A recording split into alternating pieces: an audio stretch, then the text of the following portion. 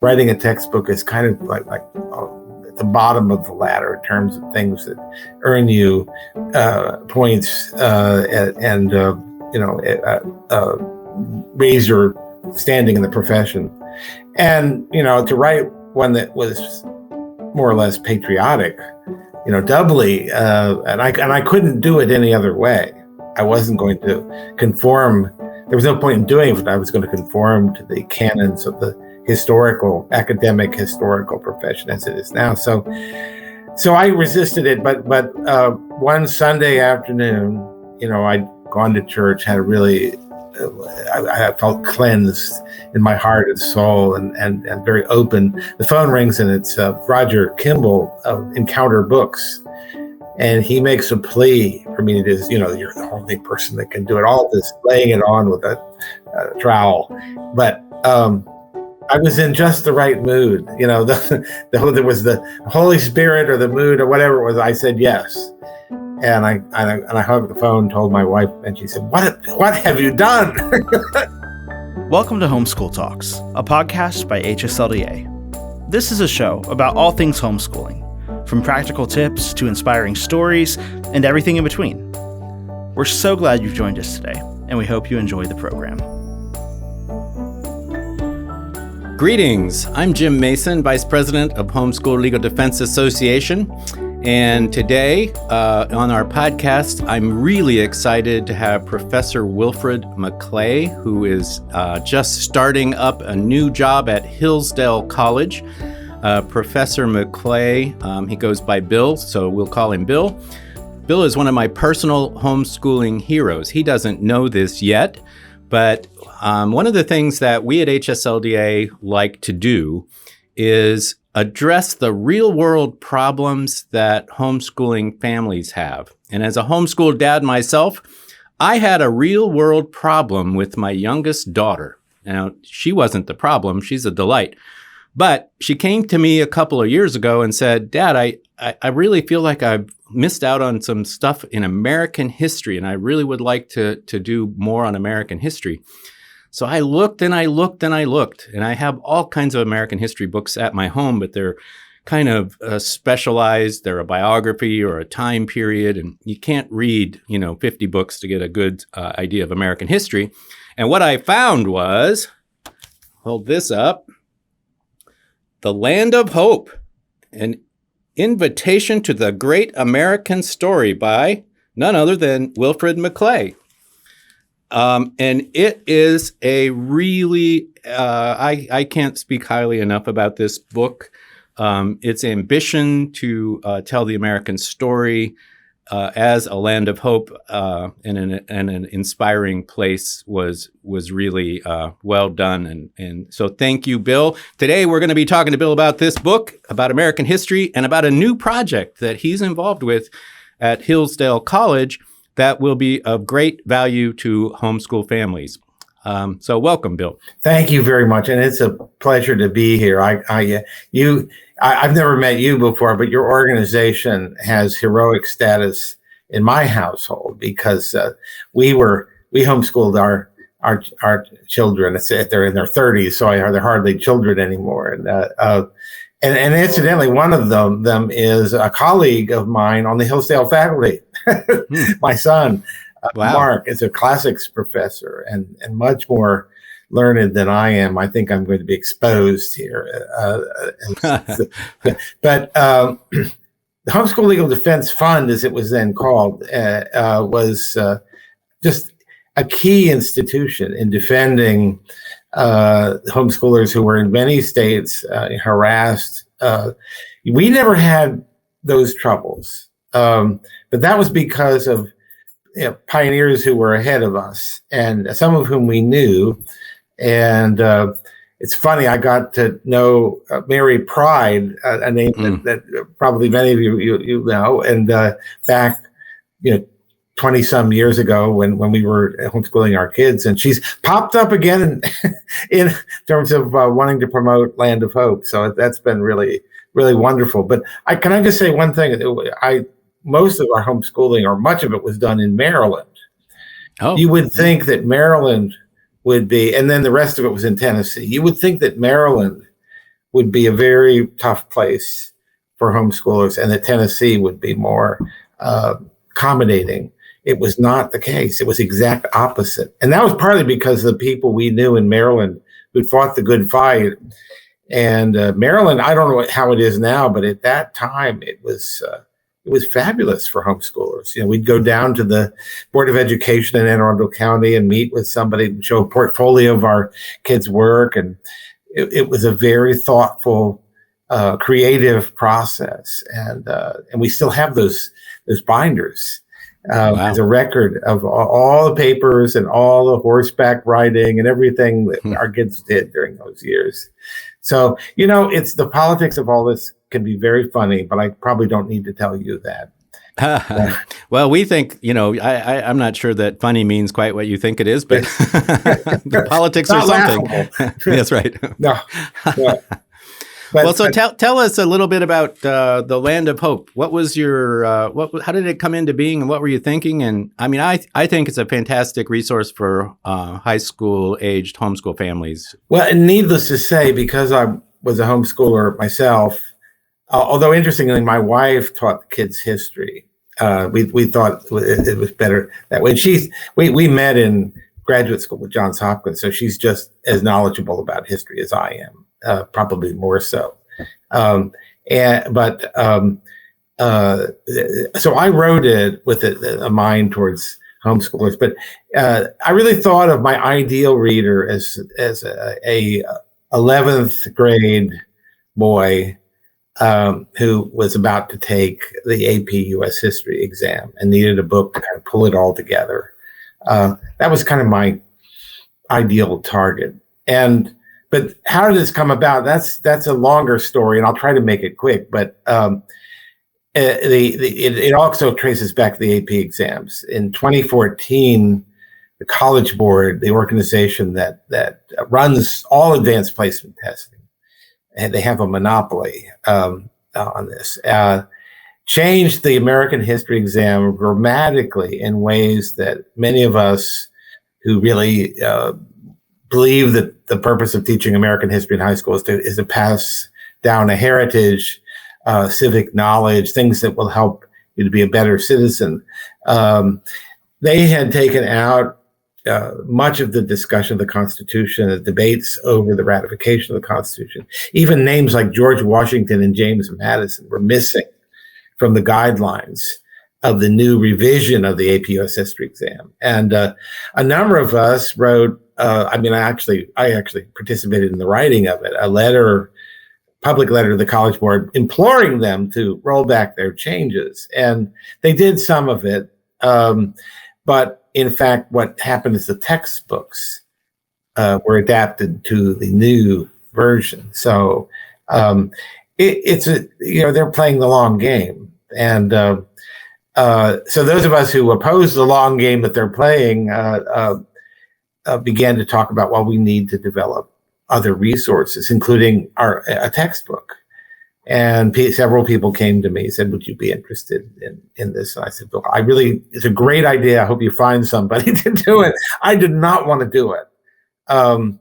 And part of the reason is that this is sort of, for academic historians, writing a textbook is kind of like at the bottom of the ladder in terms of things that earn you points and raise your standing in the profession. And to write one that was more or less patriotic, doubly, and I couldn't do it any other way. I wasn't going to conform. There was no point in doing it. I was going to conform to the canons of the academic historical profession as it is now. So I resisted it, but one Sunday afternoon, I'd gone to church, had I felt cleansed in my heart and soul and very open. The phone rings and it's Roger Kimball of Encounter Books. And he makes a plea for me to do, you're the only person that can do it, all this laying it on with a trowel. But I was in just the right mood. There was the Holy Spirit or the mood or whatever it was. I said yes. And I hung up the phone, told my wife, and she said, "What have you done?" Oh no! But I really threw myself into it, and actually, my wife was my chief inspiration along the way, saying, "You've got to do this. The country needs it." So that's how it happened. It was really coming out of that whole reaction against the revision of the AP test, and the AP test, I think, there's a real effort by the College Board to make it into a source for national history standards. We had an effort back in the 90s to establish national history standards, which was a colossal fiasco. And it appears that College Boards, the strategy is to get standards through the back door, through the AP testing, which is considered by many people the gold standard of academic, testing. I think actually not true, but that's getting off the topic. We need alternative sources. We need alternative forms of testing for advanced placement. There's no reason the College Board should have a monopoly. And I think there are people working on just that. You'd better be careful this coming Sunday that you don't get another phone call. Yeah, I don't answer the phone on Sunday. That's right. Especially if I'm feeling good, and redeemed and cleansed. Now what can happen now? But yeah, it was something I did reluctantly at first, but once I got into it, it was a joy. And I just worked on it at nights. I would kind of excuse myself after dinner and go upstairs and write for a while. And it was just something I compartmentalized my day. I didn't hire a research assistant. I didn't take a leave of absence. I just did it sort of over on top of everything else. But it was basically came out of 30 years of teaching American history, a survey course, and with my own kind of slant on it, although I don't want to dignify it with it being an interpretation. There's nothing really controversial in the book, except that I think it's very sensible and it doesn't lose perspective. It doesn't obsess over contemporary issues. In fact, most of the book the book, for the most part, ends with the end of the Cold War.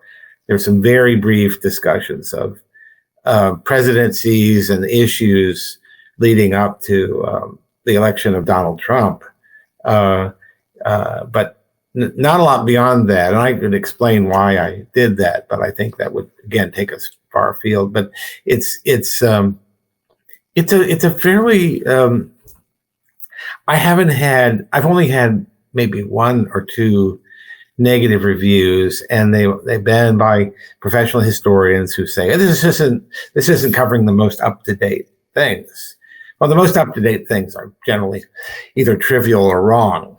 So, I mean, it seems like that's a bit of an oxymoron if we're doing an American history. Yes, right. Right. It's like up-to-date in history. I don't know. Yes, well, that's right, and that's the distortion that comes in when original research, which is the sine qua non of academic historians, means you have to find something that somebody hasn't said before. Often they haven't said it because it's not worth saying. But I look. Let me put it this way. I think what we do in our classes in colleges and universities is one thing, but what happens in high school and middle school and elementary or primary school is another thing. And I think in those venues, the important thing is to help to fashion young people into, or inform them, make them capable of being good,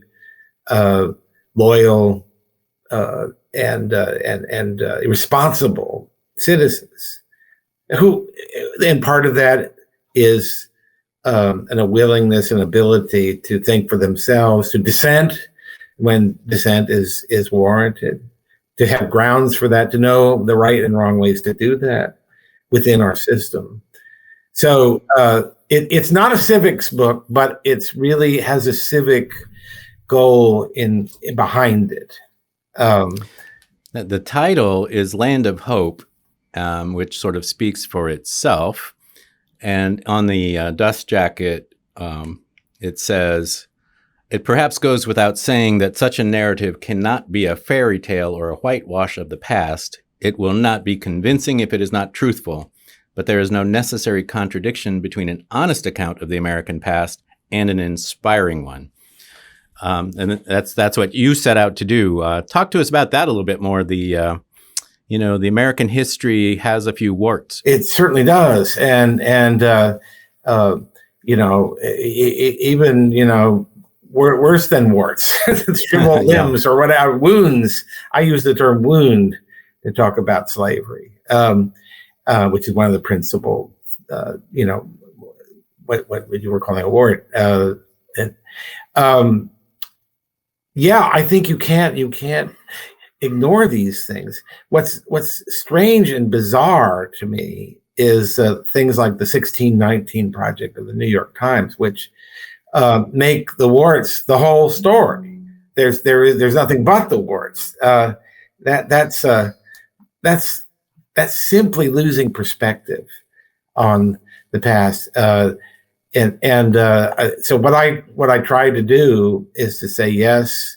And in the National Review article that Katie O'Toole and I co-authored, we say this, that it's very important to be honest in an age-appropriate way, to be honest about the misdeeds and failures, falling short of the American past. But don't stint on the magnificence of our history, on the amazing things that we have done, and on the reason that none of the sort of fire-breathing critics of America can really account for, which is why is it that still people from all over the world desperately want to come here and are willing to risk their lives to do so, are willing to forfeit everything they have, what little they have in some cases, to come here. Why is that? Why? And that's because we still are, for most of the world, we represent hope in all the senses of the word, but hope for a better life, hope for a second chance, a second start, hope that, and this is, I want to tell you, the first thing I wrote in this book was the title. I wrote Land of Hope, and on a 3x5 card and taped it to the monitor of my computer. And it was there the whole time because it just came to me that theme was something I needed to return to again and again and again. And really, I think in secular terms, hope means that no one should be, and I think all Americans agree with this. There are very few things all Americans agree with, but I think this is one, that no one should be condemned to or imprisoned by the conditions of their birth. No one's horizons in life should be foreshortened because of the conditions they were born into. We should all have the ability, the opportunity to rise in the world, to make something of ourselves, as we say, little expressions like that, actually mean a lot if you think about them. And that's, I think, a big part of what being a land of hope is that there's always some way open to us that we can improve our lot in life, and maybe in some very small way. But I think that what brings immigrants here, and not just legal ones, alas, but is that land of hope quality about ourselves, about our present, and not just our history, but our present. And I think that's a fairly unanswerable demonstration that I'm on the right track in calling us a land of hope. There's empirical evidence out there for it. You mentioned the article that you and Katie O'Toole wrote recently, and that's where I learned about the Hillsdale College 1776 curriculum, which I looked through it and for our audience of homeschool families, I think that the Hillsdale College 1776 curriculum could be a great solution for many people wanting to teach their high school age students, especially. And I mean, it's probably fascinating for anybody, but as a homeschool family solution to how do I get good quality high school education for my kids in the history area, it looked really, really good. So tell us, how did that come about? And it appears that you moved from Oklahoma to Michigan to Hillsdale College about the same time as this curriculum launched. What's up with that? And actually, I have to be honest. I'm very proud of what the college has done with this, but it's really more Katie's baby than mine. In fact, I had almost nothing to do with it. It all happened before I came, in other words. But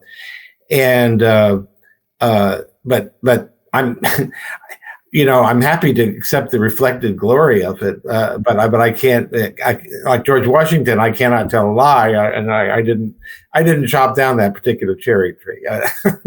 That was done by Katie and her staff and I think teachers who've helped. It's been very much a product of teachers of the subject and their experiences and the materials that they bring to bear.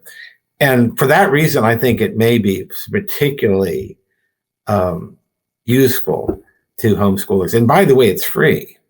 As in, oh no, you just spoiled one of my great lines. I was gonna suggest that it's so high quality that you'd probably have to take out a loan to get access to it. Well, I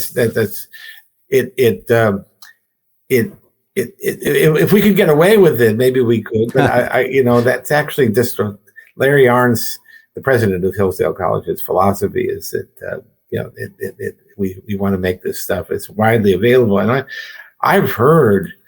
I'm not in the inner circle on this, but I've heard that we've had maybe 50,000 downloads of the whole curriculum, which is phenomenal, but not surprising.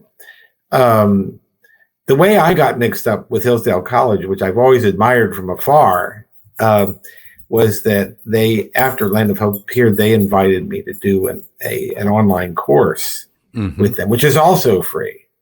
And I did it, and I got to know Larry Arnn during the process. I did the whole thing in 4 days. It was just unbelievable. But I encourage your audience to have a look at it, and it's definitely something homeschoolers can and do use. And it's free. You just go to the Hillsdale College website, and you'll see a drop-down menu for online courses and just follow it there. And it's called The Great American Story, which is the subtitle of Land of Hope. So, and let me know what you think. I think they give you a way to write. I certainly get a lot of mail about it. And it's the last I heard, again, I don't have precise numbers, but that something like 150,000 people had completed the course. Wow. And I know I expect like my friends are going to look at the first episode and say, oh yeah, okay. But I know all that. I don't want to 150 or 60, I can't remember which number. And I then don't that's not the gospel. It's at least in excess of 100,000, and I think it's something like 150 have not only watched one episode but completed the course, which means taking the tests and having the tests graded and all of that. So it's had a wonderful impact, and there are a lot of people who are buying the book after taking the course. So I'm actually extremely camera averse and shy about. I've never watched it myself. I can't stand to watch myself camera. But if I could wear sunglasses right now, I would do it. But it came off pretty well. It turns out my inner ham came out, and So I think one thing led to another, and Dr. Arnn said to me, you're doing a great thing where you are. And we're doing great stuff here. We just kind of think that maybe if we get together, we can do even more great things. And so that's the whole premise for my being here at Hillsdale, is that we're going to try to do more and more and more great things. And materials for home educators, for parents, for people who go that route, is a big part of what we're going to be doing.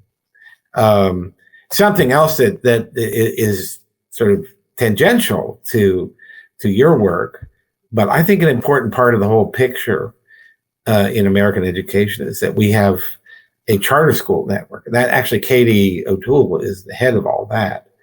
So in some ways, it's more appropriate for you to interview me, since I'm kind of a homeschool guy. I mean, that's certainly it. My druthers.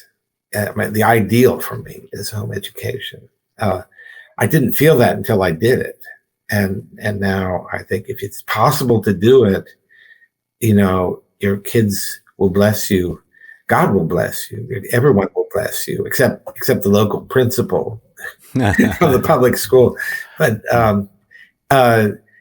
charter schools are an important part of the whole picture, I think, because they're a way that we can begin to turn public education around and at least make it accountable to the parents and other interested parties that are behind the charter and the definition of the charter. And it's really helpful to have our Barney Charter School Initiative working to help those schools formulate curricula and move forward. So they're going to be using the 1776 curriculum also. I'd be hard put to say which of the two is a better venue for it. They're excellent materials and very teaching oriented. I do want to mention the other two curricula that are in that article, because Robert Woodson's 1776 Unites is kind of unique, and it's really, I think, directed towards African-American kids. Robert Woodson is an African-American community activist. I hope that word doesn't have too negative a ring, because he's a great man and has had a very positive career and has been quite vocal in opposing some of the racialism that the left now is promoting, the sort of Black Lives Matter kind of mantra and anti-racism. He's opposed to all of that, and very articulate as to why those things are a betrayal of what America at its best is about. And there's a third curriculum that I'm actually more involved in, the AAT curriculum, and I think one of the things we're really I think there's a difference. I think some homeschoolers will really like it. It isn't free. I don't know how much it's going to be, but I think it'll be. What does that stand for? It's I think American Achievement Testing. I'm fairly sure that's it. We just say AAT so much, like I've forgotten what it stands for. But, well, so HSLDA, we have to remember what that stands for, but we're kind of the same. Yeah, well, I'm still trying to adjust to it being A rather than F, because along with the fun.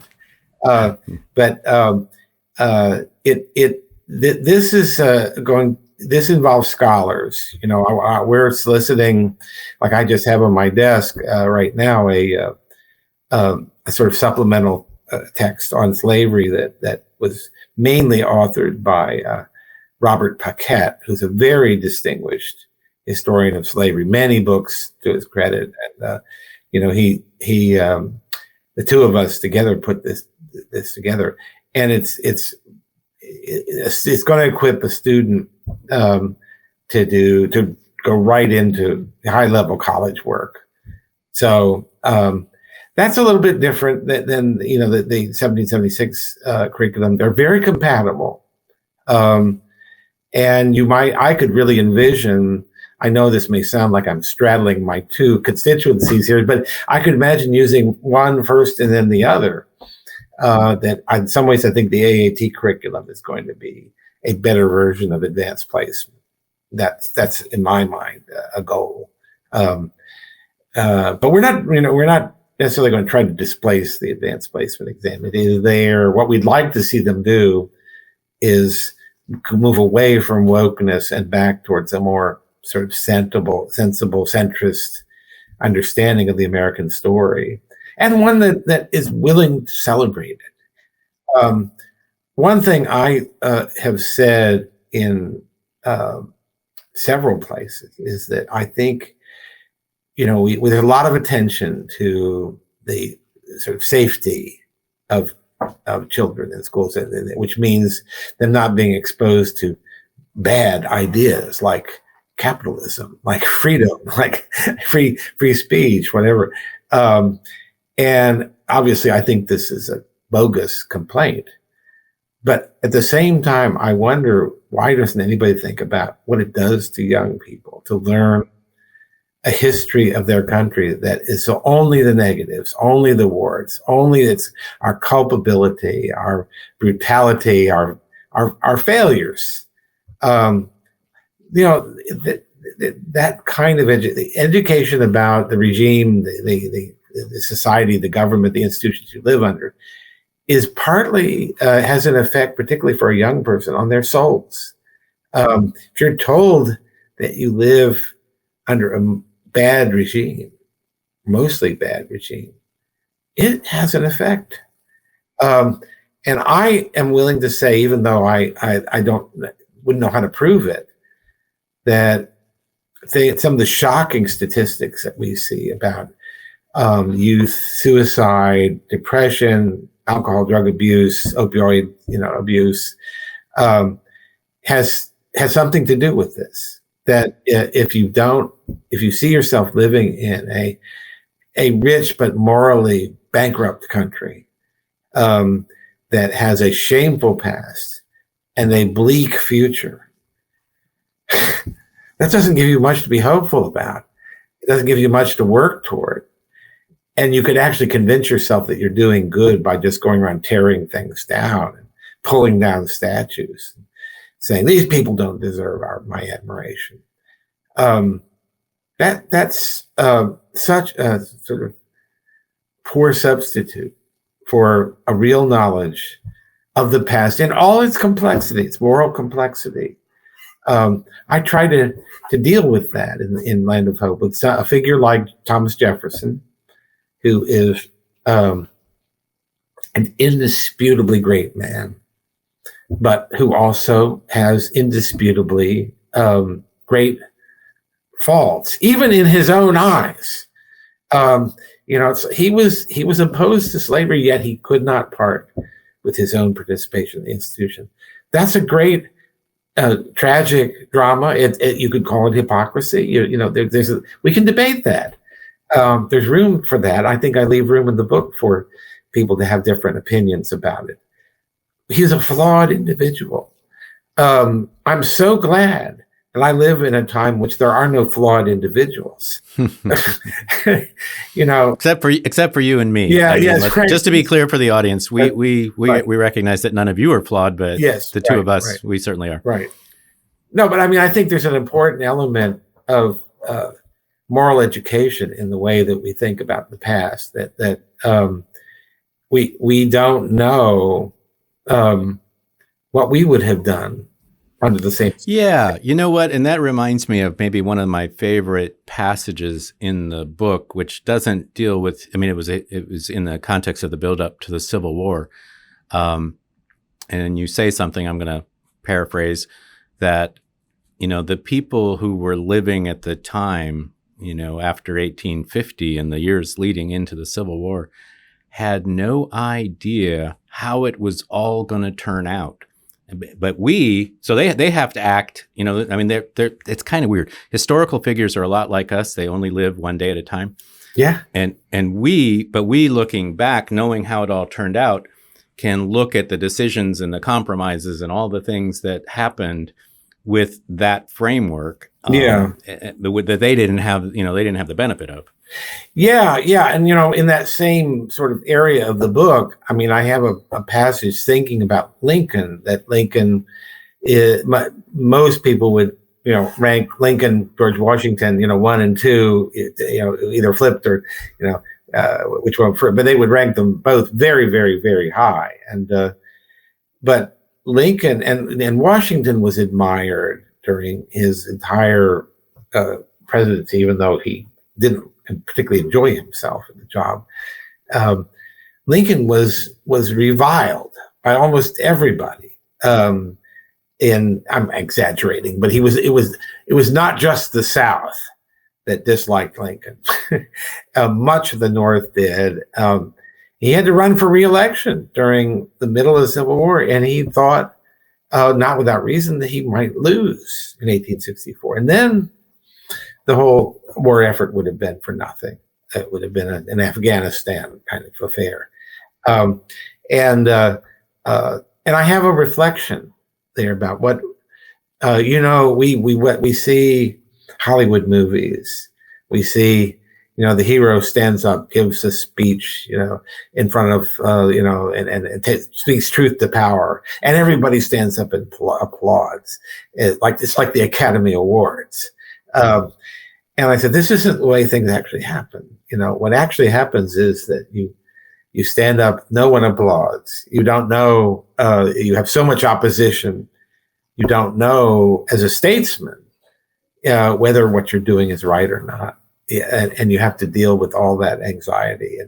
And I try to put them in the shoes of Lincoln. What did it feel like to be Lincoln in this situation with all this ambiguity? Because, in fact, having a war to reunite the country was not necessarily the obvious thing to do. We take it for granted because we all know that this happened. But what if we just let the South go? Couldn't you make an argument for that?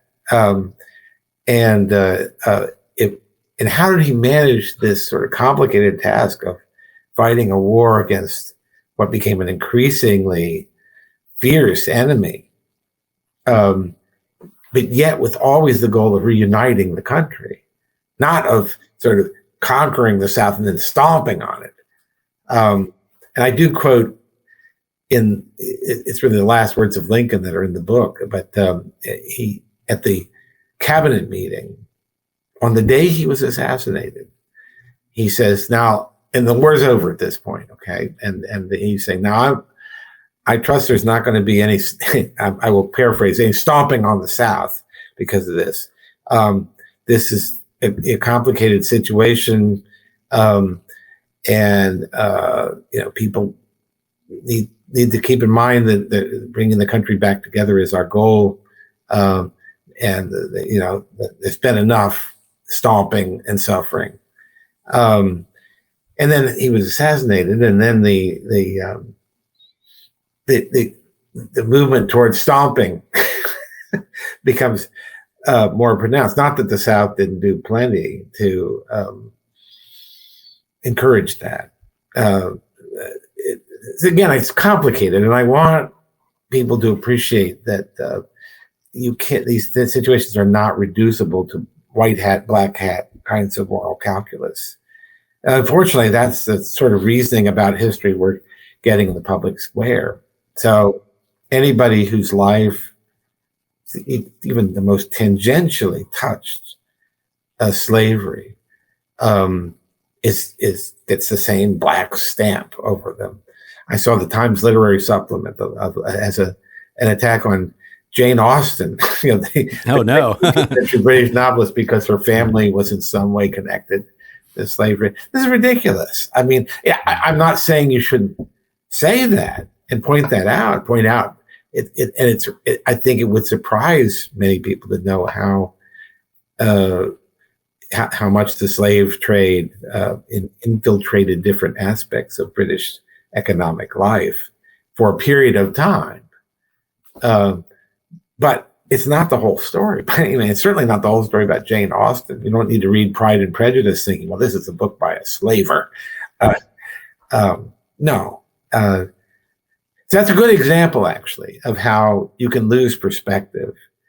That a whitewash, and I use that term advisedly, but a sanitation of the past can't be an option for us. We're not given to accepting fairy tales as the be all and end all. We want to know the truth. And I think especially now people are skeptical of fairy tale versions of history, except that they're fairy tales about certainly favored figures of the moment, favored figures of the left. And then we don't get the full story until a generation or so later. But it needs to be truthful, but it also needs to be and should be inspiring. You're not doing young people any favors by presenting them with a bleak history of their country as something they should be ashamed of. They should be ashamed of the color of their own skin. We went through that, and we pushed that out of acceptable public and legal consideration. Of course, there are people who still harbor racial prejudice. That takes a longer time. But in terms of the legal prohibitions treating people by the color of their skin, we thought we had moved away from that, and now we're moving back towards it at warp speed, and particularly in prestigious colleges, the most elite private schools. Another reason why homeschooling is a better option, particularly if you use the right textbooks. Right. Not that we need to say The Land of Hope is an excellent textbook. Yeah. One more time. Yeah. May I say something else? And actually, I can. I don't have them handy. Well, here's one of them. We have published also a teacher's guide to The Land of Hope, which homeschooler and parents will really find very, very helpful. I don't have a copy of that handy, but I have this, which it shows up backward on my. Oh, there it is. Now it's this student handbook. It's a student workbook, and it has, everything that's in all the questions and so on that's in the teacher's guide, but without the answers. So you can use it with a student, and it has I'm very proud of this. We have a wonderful set of map exercises, which this is something else they don't teach anymore, is maps. Oh boy. I love maps, and I love, when you're talking about the end of the Civil War. And so I live in Winchester, Virginia. Very nice place. It's a very nice place, especially if you're kind of a Civil War map historical. I mean, the Shenandoah Valley, and the old Buffalo Trail, it was it's long been a major thoroughfare from prehistoric times till the current times, and so we claim that there were 72 that Winchester changed hands 72 times during the Civil War, because it was right at that place in the lower Shenandoah Valley, and do they much still, of what happened. Jim, do they still have the Apple Blossom Festival there? Oh, they sure do. Yeah. That was my first. I grew up in Maryland near Annapolis, and my first introduction to Winchester was in my high school marching band. We went to the parade for the Apple Blossom Festival, and I thought, this is a very cool place. And I wasn't so much into history at that time. I was more of a science nerd. But that came later. But I imagine coming to Winchester I was intrigued by Civil War battlefields. That was the area of history I did like, and going to Gettysburg and Antietam and Manassas and so on were things that I wanted to do as a kid. And so might well have begun with Winchester.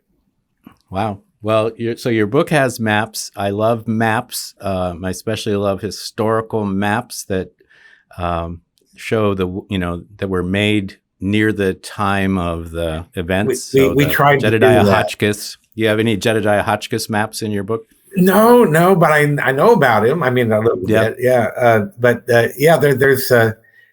We tried to do that, and we also tried to go for things that were public domain. Keep the cost of the book down. We did. I mean, that's something else that I never mentioned, but that this book is really a bargain.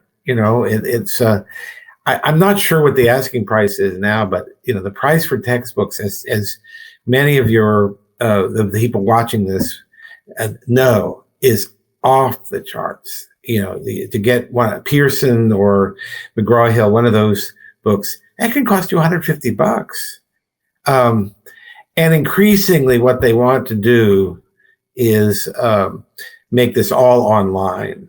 And it sounds like it's more profitable to do with schools because you can get the school to buy a license, and then the kids are just carrying around their iPads. They don't own books. I think the whole thing is ghastly. It's sort of one of my images of hell is where the only reading material is on an iPad. But you should see my office. Yeah, I don't have room for any more bookshelves, sadly. Yeah. Well, good. But books are a great companion, and at any rate, this is a book. What I'm hoping is that people will want to hang on to this book, and you don't want to hang on to a website, that doesn't have any substantiality. Can I mention one other thing that will be very relevant to many people who are watching this is that we are. Can I stop you? Yeah. Oh no, I'm just kidding. I'm just kidding. Yeah, you can stop me. No. I was just teasing. Just teasing. Carry on, Bill. Yeah. We are coming out with a young readers edition of Land of Hope, and it's. I think the pub date right now is set in January. I hope we can make that date. I think we're on track to. There are a lot of problems with paper. Any of you who have spouses who are the building trades or just about any commerce these days know that supply chains are very bulky and paper. There's been a paper shortage for a couple of years. So that's the one thing that could hold it up. But we think it'll be out in January. And it's designed, this young readers edition of Land of Hope is designed for maybe fifth, sixth graders and that's in most states. I don't know about Virginia, but most states, that's when kids take their first U.S. history course. Or I think in Texas, they take Texas history before they take American history. But I may not be right about that. But I that's where we pitch the reading level as best we could. It's hard to explain some things without either dumbing them down, which I refuse to do, or pitching them at a level of complexity that it's going to take some explanation. Like Hamilton's financial plan, economic plan, is I think we do a pretty good job of breaking it down, but I'm not sure we break it down enough. Well, I mean, you didn't do it in a rap song. Now, the rap song that I heard about the financial plan, I got it. That's the first time I understood that whole, National Bank stuff and all that. Yeah. That is pretty well done, but I think we do better. But okay, all right. Well, you're probably smarter than the average bear in the sense of getting it. But anyway, I want you all to know about this Young Readers Edition. It'll be in 2 volumes, much bigger type, but we have not succumbed, as we did not with Land of Hope, to trying to have jazzy graphics. Lots of sidebars and insets and tables and gimmicks. It really reads like a book. That's what it's meant to do. And I have to say, I do say this every time I can in an interview, that I'm so grateful to Encounter Books and Roger Kimball, because they just let me do it. I mean, anything that's wrong with it is my fault. I can't say, well, the publisher made me do that. No, they let me have my title. They let me have the organization I wanted. There was very little, and this matters a lot, because if I had friends say, well, this is really good, but why didn't you publish it with Norton or, McGraw-Hill or Pearson or whatever? And I said, if I had tried to do that, it wouldn't be this book. I would have all kinds of, they would run it by the manuscript by a dozen committees, including people from the various school boards or textbook buying committees for states like Texas, where, if you get in the door with that, then that's like 10% of the textbook market in the country. I think it's probably less than that, but it's a big chunk. So a lot of it's pitched to Texas, California, New York, and to the politics of so all the so-called stakeholders have to have a say, and you don't have enough in here about the role of Lithuanian coal miners in Western Pennsylvania between 1910 and 1920. Well, you insert something to satisfy them. And that's how the writing becomes such a mess, is, there's all these things are inserted in the text to try to placate groups that watch like a hawk to make sure their interest group is being represented in the textbook. I didn't have to do any of that. I can attest that the book is eminently readable, which is really important for me. I appreciated that a lot. And look, people complain about how young people don't read. Well, maybe we're not putting readable things in front of them. Jim, I read most of the extant textbooks as I was working on this, and the more I went through them, the more I thought, I'm amazed that anybody reads this stuff. I mean, it's just unreadable. A lot of people worry about the ideological slant of textbooks. And I think from, after 1960, 1965 or so, they're right. It's amazing how it tilts to the left from that point on. Other parts of it are not so bad. And even things like wanting to emphasize, say, Indian wars in the colonial period. Well, that's actually a legitimate thing. And as long as you also talk about the Puritans and how they organized their community life, how they organized their churches, why Puritanism was so important as an intellectual movement, then that's okay. That's a case of including the flaws, not whitewashing them. But if you, and generally that's what the textbooks do, but they carrot in all this stuff, and they want you to know that if there's some little complexity, like for example, I had someone the other day write to me about the Massachusetts Bay Company, which was the outfit that started what became Boston, the Massachusetts Bay Colony, Massachusetts Bay Company. I'm sorry. And she said, well, it was founded in 1628, not 1630. And I write her back. Anybody that writes to me, I write back, unless they're just utterly snide and destructive. But I said, well, yeah, I did know that. I didn't think it was important for readers to know that. And if you look carefully at the way I've worded it, I don't say that the Massachusetts Bay Company was established in 1630.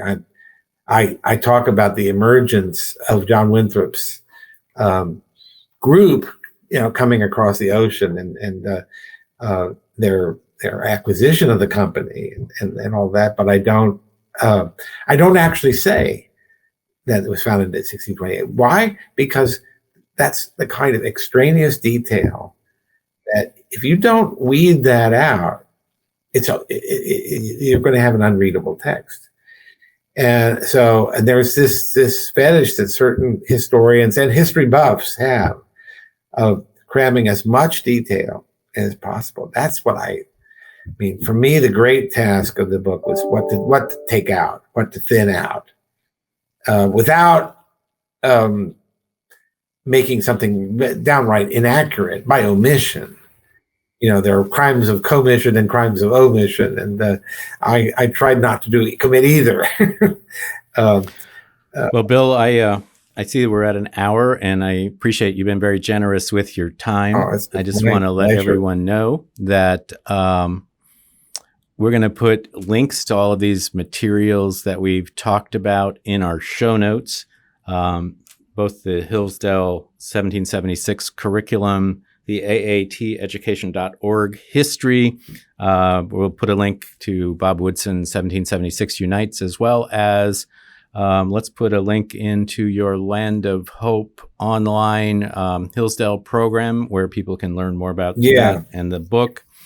And it's actually called an invitation, or the Great American Story. It's called the Great American Story. So the subtitle of the Land of Hope, the online curriculum, is called the Great American Story. We'll put that in as well. And so from one homeschool dad to another homeschool dad, I appreciate the work that you have done here. And our ambition at Homeschool Legal Defense Association is to help families make homeschooling possible. We do it in many ways. The legal, legislative arenas are kind of our core mission, but certainly introducing homeschooling families to really good materials that are accessible to homeschool families is a big part of what we do. To state the obvious, but as a result of COVID and the bizarre way that our public school authorities have responded to it, the opening is vast now for homeschooling. There are all sorts of people who are considering it and who would not have in the past. And I think this is a great moment. This is a great moment of opportunity. And I read something else I recommend.